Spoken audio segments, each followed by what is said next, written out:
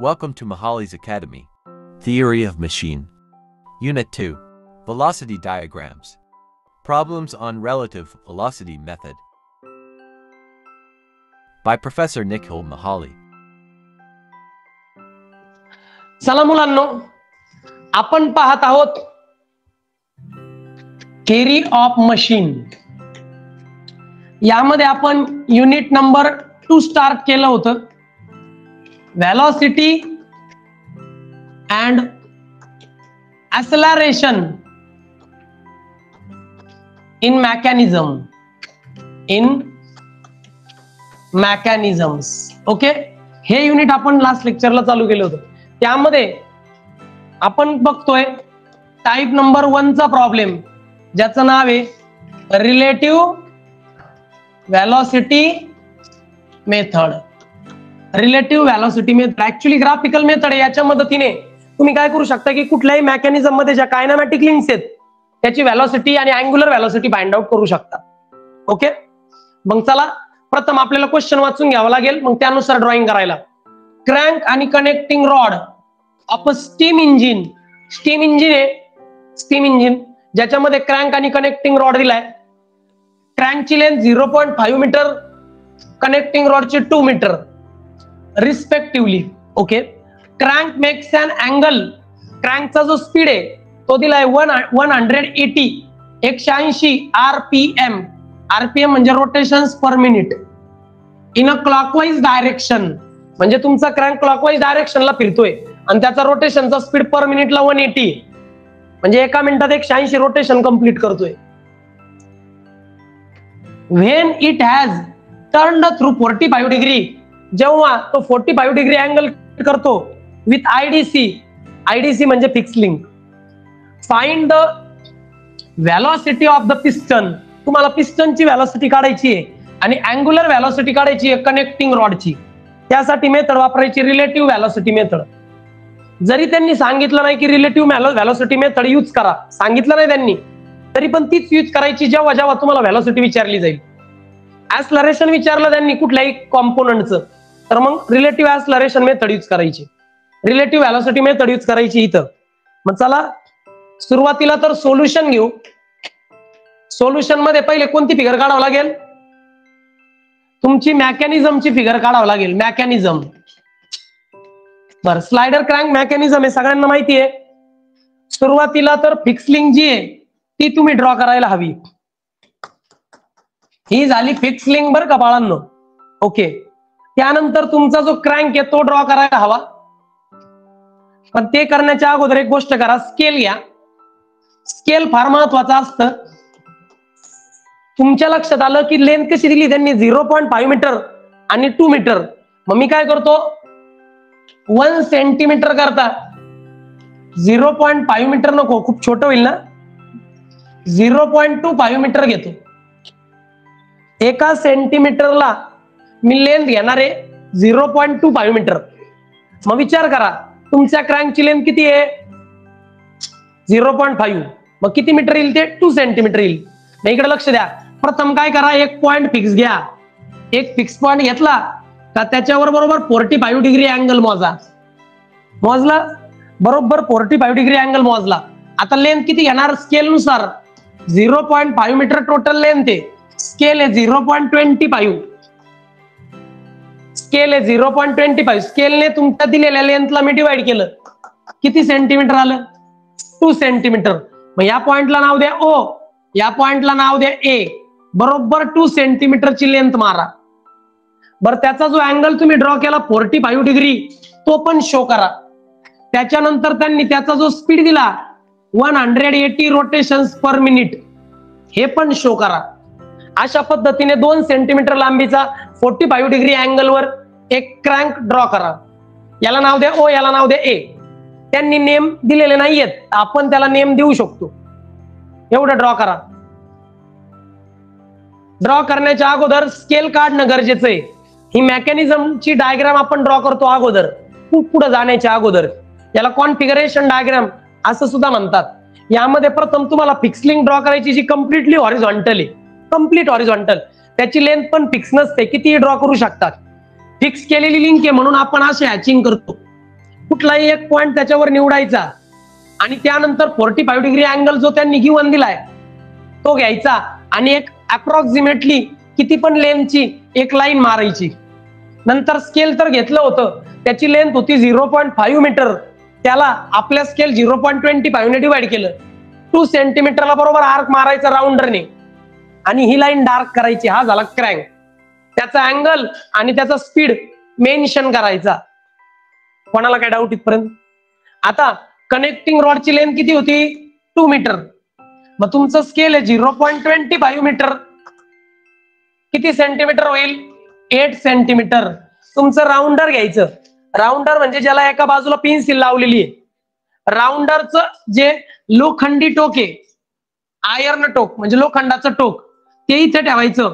8 सेंटीमीटरची length घ्यायची पट्टीवरून किंवा रोलँडरावरून आणि इथून 8 सेंटीमीटरवर एक आर्क मारायचा. 8 सेंटीमीटरवर आर्क मारायचा आणि तो आर्क असा कनेक्ट करून घ्यायचा ह्या पॉइंट पासून या पॉइंटला. दिस इज युअर कनेक्टिंग रॉड. हा झाला बाळांनो तुमचा connecting rod.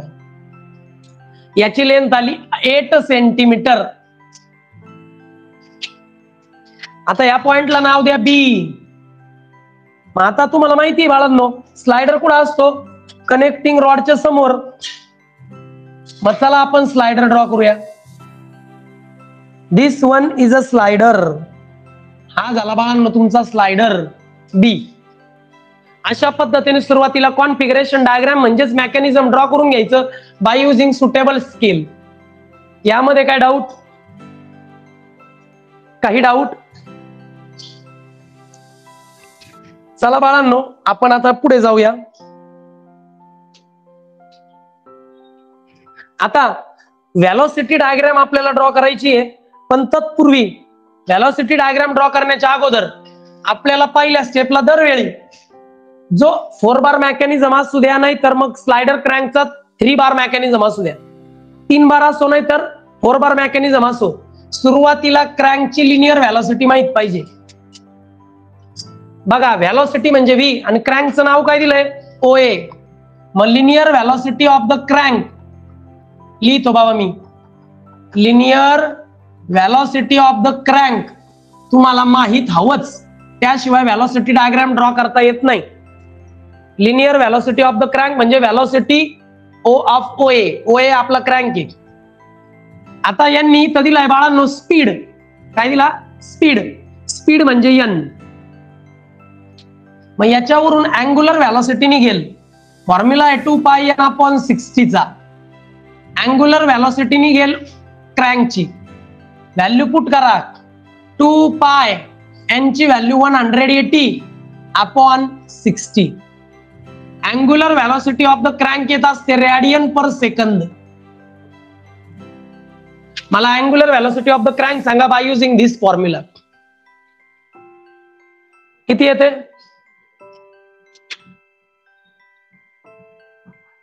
Angular velocity of the crank तुम्ही मला सांगतात कॅल्क्युलेटर टाकून. 2π × 180 ला ब्रॅकेट करा असा आणि नंतर डिवायडेड बाय 60 करा खाली. 18.849.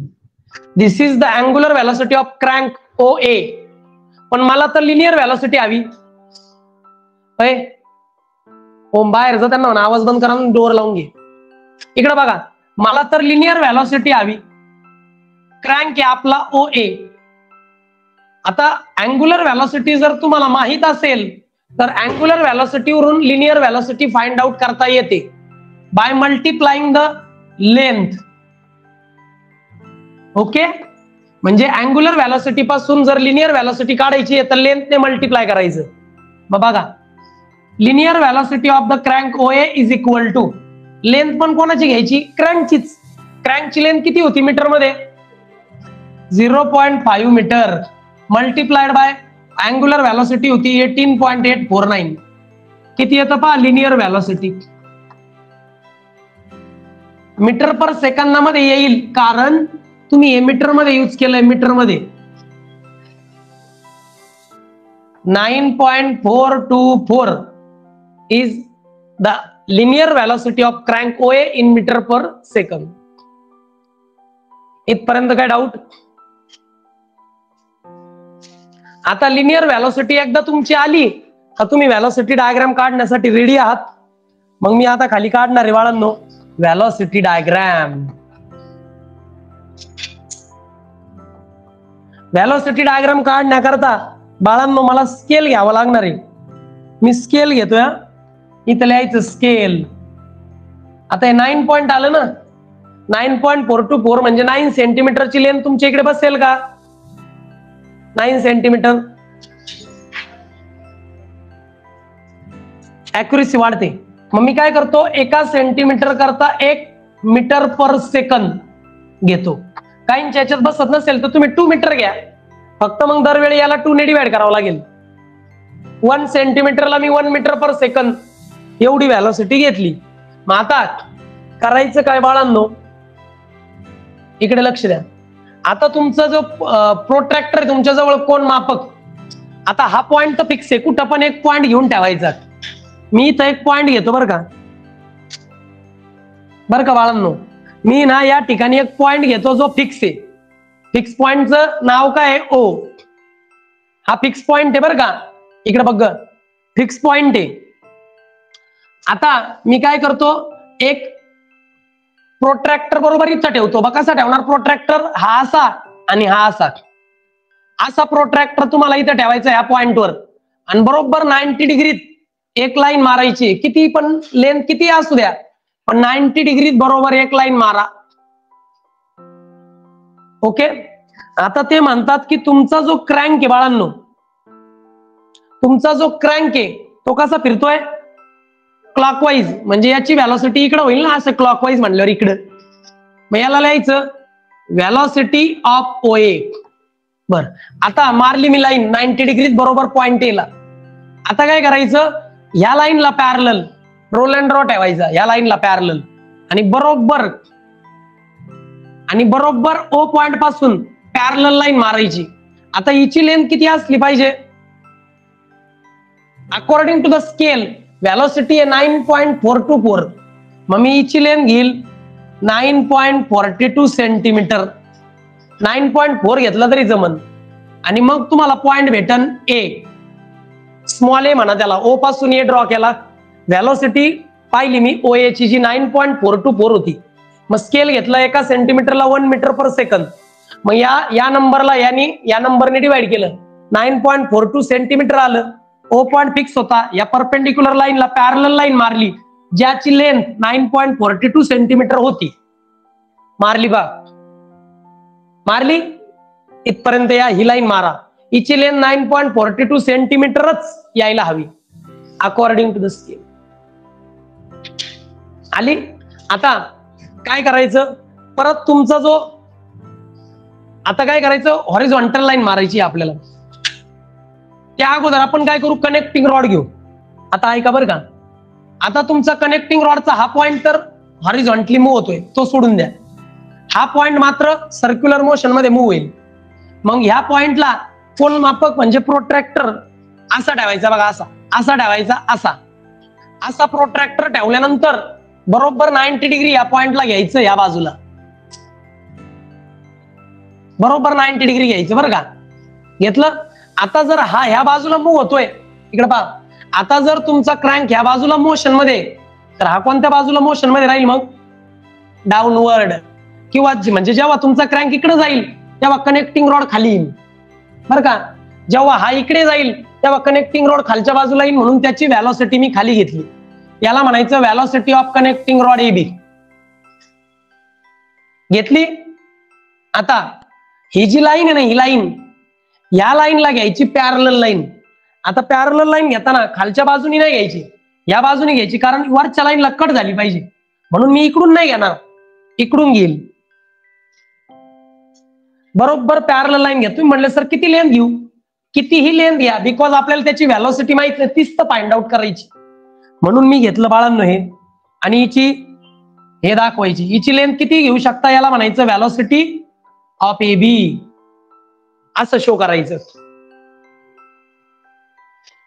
केलं का शो? ओके. लेंथ किती घ्या, आपल्याला अजून पॉइंट B मिळालेला नाहीये. आणखी नाही का, आता ज्यावेळी हा इकडे येईल, ज्यावेळी क्रँक इकडे येईल, तेव्हा हा पुढच्या बाजूला मूव्ह होईल का नाही? असा इकडे जाईल ना, मग हॉरिझॉन्टली मूव्ह होणार आहे. याला परपेंडिक्युलरची गरज नाही, बरोबर या हॉरिझॉन्टल लाईनला पॅरलल घ्यायचं बरं का. या हॉरिझॉन्टल लाईनला पॅरलल, या लाईनला कट करेल अशी हॉरिझॉन्टल लाईन मारायची. हा त्या बाजूला चाललाय म्हणून याचा जो एरो आहे तो पण असं दाखवायचा. म्हणजे याचा अर्थ तुमचा स्लायडर तिकडे जाईल जेव्हा क्रँक तुमचा इकडे येईल. म्हणजे क्रँक इकडे आला की कनेक्ट्रॉन रॉड खाली आणि तुमचा स्लायडर पुढं असं. मग ही झाली व्हेलॉसिटी ऑफ स्लायडर बी. ही झाली व्हेलॉसिटी ऑफ स्लायडर बी. आता या पॉइंटला तुम्ही नाव देऊ शकता स्मॉल बी. अशा पद्धतीने तुमची velocity diagram by using this scale complete झालेली आहे. कोणाला काय डाऊट? आता व्हेलॉसिटी डायग्राम तर जमली. विचारलंय काय आपल्याला? Velocity of the slider. स्लायडरची व्हेलॉसिटी जर आपल्याला फाइंड आउट करायची आहे तर आपल्याला याची लेंथ माहित हवी. ओ पासून बी पर्यंतची लेंथ काय बरं? Length of OB 7.8. तुमची सगळ्यांची 7.8 सेंटीमीटर यायला हवी. जर एकाची आली तर 8.2 पण चालेल, पण 7.8 आहे ना. 8.2 कसं येईल? पुढे MM आहे ना. 7.8 mm आला असेल ना. 7 सेंटीमीटर पुढे 8 mm, 7 सेंटीमीटर 8 mm. हे इकडे लक्ष द्या. हे 2 नंबरला मी काढणार आहे व्हेलॉसिटी ऑफ द स्लायडर. स्लायडरचं नाव बी आहे म्हणून velocity of B. Velocity of slider B. Velocity of slider B काढायला स्केल घ्यावा लागेल. स्केलने लेंथला मल्टिप्लाय करावं लागेल ओबीला, कारण ओबी भोवती त्याचं मोशन आहे. स्केल 1 आहे आणि ओबीची लेंथ आली 7.8. म्हणजेच लिनियर व्हेलॉसिटी ऑफ स्लायडर आली 7.8 metre per second. This is the linear velocity of the slider. घ्या बरं पटकन लिहून. इकडे बघा मुलांनो, अरे बाळांनो, याची लेंथ जर तुम्ही व्यवस्थित मोजली तर याची लेंथच महत्वाची ना रे. व्हेलॉसिटी डायग्राम मध्ये लेंथच सांगते की व्हेलॉसिटी काय. याची लेंथ यायला पाहिजे 8.4 सेंटीमीटर. मग 8.4 सेंटीमीटर इंटू 1 किती येईल? मग बाळांनो 8.4 metre per second is the velocity of slider. O पासून बी ची length means velocity of slider.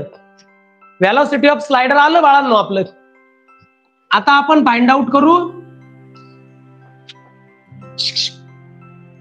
Velocity of connecting rod AB. आता कनेक्टिंग रॉड AB ची व्हेलॉसिटी काढायची आहे. कनेक्टिंग रॉड AB ची व्हेलॉसिटी. कनेक्टिंग रॉड AB ची velocity जर मला फाइंड आउट करायची आहे तर स्केलने मल्टिप्लाय करावं लागेल लेंथ AB ला. स्केल 1 आहे, लेंथ AB. A पासून B ची लेंथ सांगा चला. 6.6 सेंटीमीटर. मग घ्या 6.6. मग कनेक्टिंग रॉड ची व्हेलॉसिटी आली 6.6 metre per second. This is the linear velocity of connecting rod. पण आपल्याला लिनियर व्हेलॉसिटी विचारली का? आपल्याला अँग्युलर व्हेलॉसिटी विचारली आहे. मग अँग्युलर व्हेलॉसिटी कशी काढतो? Angular velocity of connecting rod इकडे बघा कशी काढतो. हा फॉर्म्युला आहे का? V is equal to length of the rod, म्हणजे रेडियस असतो ऍक्च्युली ते ओमेगा. मला ओमेगा काढायचा आहे. लेंथ तिकडे मल्टिप्लाय, तिकडे जाऊन डिवाइड. मग जर समजा तुम्ही ओमेगा काढताय AB चा, अँग्युलर व्हेलॉसिटी काढताय AB ची, तर लिनियर व्हेलॉसिटी पण AB ची काढावं लागेल आणि त्याची लेंथ AB ची घ्यावं लागेल. Length of AB.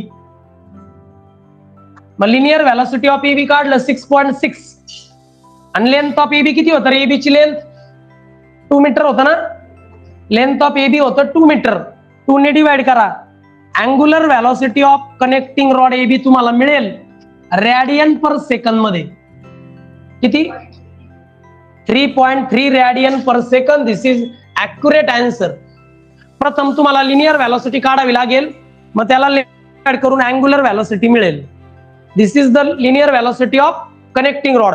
This is the angular velocity of connecting rod आणि ही लिनियर व्हेलॉसिटी ऑफ स्लायडर. याची अँग्युलर व्हेलॉसिटी असू शकत नाही स्लायडरची, बिकॉज स्लायडर हॉरिझॉन्टली मोशन मध्ये, सर्क्युलर मोशन मध्ये नाहीये. या ठिकाणी हा प्रॉब्लेम कंप्लीट होतो, लिहून घ्या.